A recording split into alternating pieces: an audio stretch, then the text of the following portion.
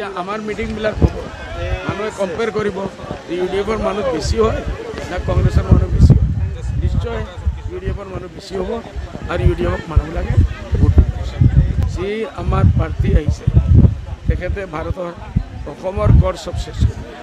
কিন্তু ডক্টৰ হেমন্ত বিশ্ব শৰ্মা বাৰ চিফ মিনিষ্টাৰে কৈ আছে মই কোৱা নাই নগাঁৱত আমি জিকিম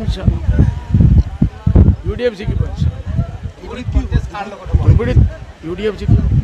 কালাজাবা জিকিব কাৰ লগত নাই মোৰ কণ্টেষ্ট মোৰ লগত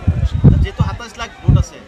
গতিকে এইবাৰ সৰ্বাধিক ভোট ধুবুৰীত আছে গতিকে কিমান ভোটত আপুনি জয়ী হোৱাৰ সম্ভাৱনা সেইটোতো আমি নকওঁ সেইটোৰ কাৰণে মেহনত কৰি আছোঁ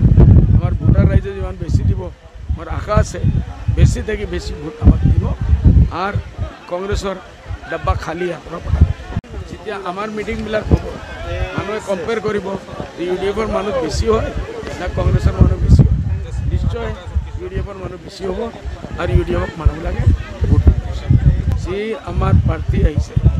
তেখেতে ভাৰতৰ অসমৰ কৰ চব চেছ কৰিব কিন্তু ডক্টৰ হেমন্ত বিশ্ব শৰ্মা বাৰ চিফ মিনিষ্টাৰে কৈ আছে মই কোৱা নাই নগাঁৱত আমি জিকিম ইউডিএফ জিকিব ধুবুৰীত ইউডিএফ জিকিব কালাজাবা জিকিব কাৰ লগত নাই মোৰ কণ্টেষ্ট মোৰ লগত যেহেতু 27 লাখ ভোট আছে গতিকে এইবাৰ সৰ্বাধিক ভোট ধুবুৰীত আছে গতিকে কিমান ভোটত আপুনি জয়ী হোৱাৰ সম্ভাৱনা সেইটোতো আমি নকওঁ সেইটোৰ কাৰণে মেহনত কৰি আছোঁ আমাৰ ভোটাৰ ৰাইজে যিমান বেছি দিব মোৰ আশা আছে বেছি থাকি বেছি ভোট আমাক দিব আৰু কংগ্ৰেছৰ ডাব্বা খালী হাতৰ পৰা